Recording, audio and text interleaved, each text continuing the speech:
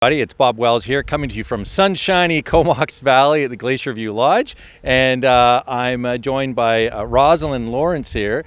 And Roslyn, we have a walk coming up. Can you tell us a little bit about that? So we certainly do, Bob, and it's happening September the 22nd on a Sunday. We're going to be right here, not exactly in the parking lot, but just over to our right at the pavilion.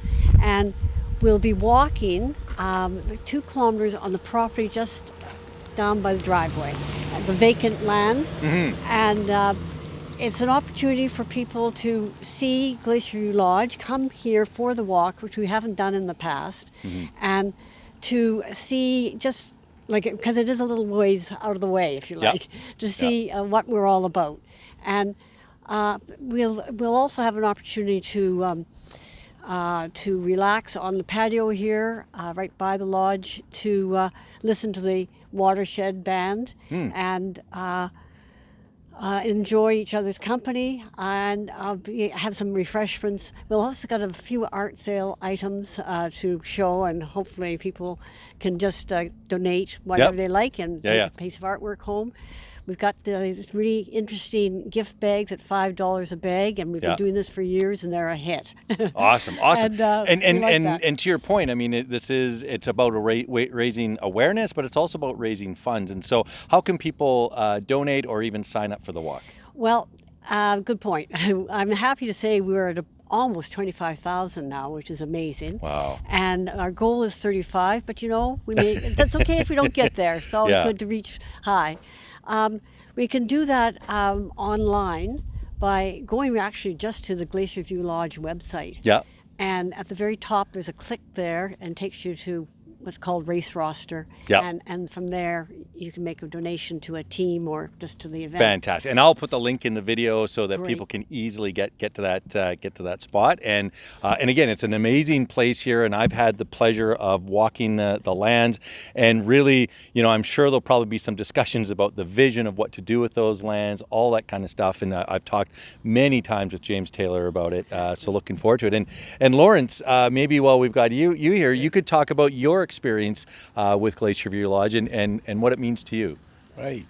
Well, my experience with Glacierview Lodge really goes back to the very beginning when the Ladies Auxiliary in Parkville and representing the Upper Island had some war-saving stamps and things left over and wanted to do with the money and felt it was going to be beneficial to be put into some way of caring for the aged, not knowing that a lot of us were going to be around at that time.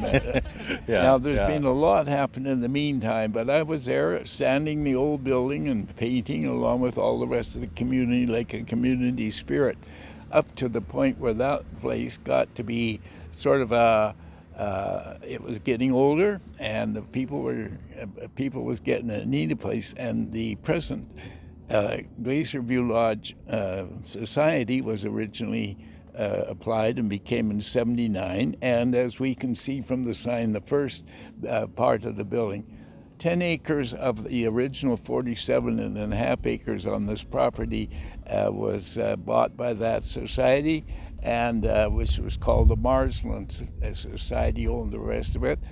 And so there's where it started, and then this new building was built in 1982, and it was what they called an intermediate care facility. And you went through 3 stages as you got older and less able, and down it was up to intermediate care 3. Then when you got to intermediate care 4, you had to move on to St. Joseph's Hospital at that time. So that's how it started. And that's significant because the requirements and the size of doors and all the rest of it were changed in the new regulations that came out. In the meantime, it was deemed necessary to have some more rooms, and in 1991-92, another 27 rooms were added. And I've been involved in one way or another. I was the fire chief for a good part of those years. I was on the fire department originally, protecting the old building, and we were sure glad to see the new one. And that all came about by the cooperation and donations and support, and the government just gave one check originally to help a little bit back in there, just a few $1,000s. But the volunteerism has been the core of this, and it's a non-profit society now, and all the regulations that go with it. Then I've been involved in other ways in the lodge. I was interested in elderly people. My parents were getting elderly, but fortunately they didn't end up in here. But my wife did end up here in 2009, and she passed away in the lodge here in 2011. So I had a taste of the care, although I knew the care was there because I'd been here inspecting it.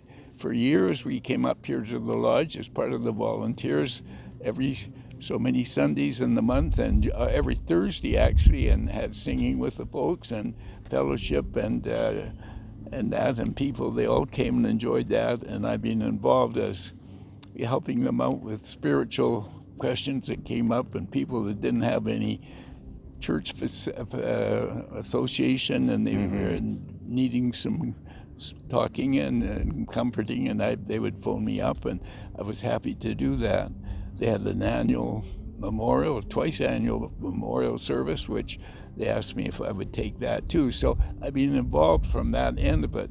And then when I retired, I was met at the door here coming to the fellowship one day, and two girls who I knew very well, who had just been here at a board meeting, and said, "You're retired now, Lawrence. You ought to be on the board." So I thought about it, and I put my application. So that began a total of 20 years on the board of the society. You're only supposed to be on for 9 years.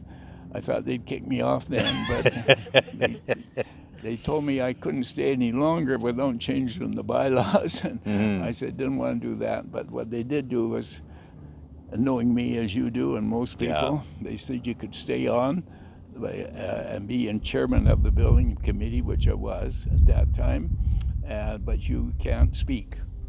You can discuss the matters, but you can't vote or speak. So I said, well, that's pretty hard. But anyway, I was going to say. Anyway, I did it. And so after 2 years, I got on the board again for another 9 years. And it's been a real honor and privilege. And now I see the other side of it. I'm coming here in a wheelchair. I'm not here yet, but I'm in a wheelchair. And the wonderful service they offer the community for daycare. I'm not involved in that, but I'm here right now for a bath, and I come up with a handy dart because I'm not able to get around. But I have this place at heart. I recommend it, and when I look at the mission statement and the desire, I've worked with the staff and the volunteers over the years, and it's just as good as you can have it. And I've often jokingly maybe said in the past, well, I can't wait to get here. But I hope that doesn't happen, but you never know. Well, I have to say, just absolutely inspiring. I mean, you're 95 years young, and as you said, I've had the pleasure, although I've only lived here 20 years, seeing how you've touched our community in a positive way in so many areas, this being one of them. And now you're actually able to enjoy the fruits of what's happening here as sort of an outpatient, as it were. And it's really kind of, for me, seeing what our community does, the volunteers, it's so inspiring. And Roslyn, you saying that, and the fact that we're already at $25,000, but I am confident that our community, and I'm speaking to you, our community is definitely going to step up and make sure that not only do we meet that goal of 35,000, but we actually exceed it. And again, thank you so much, Lawrence, for all that you've done and for speaking with us today and sharing your information. Thank you, Roslyn, for inviting me. Lawrence, it's a pleasure. It's perfect. Thank you. All right.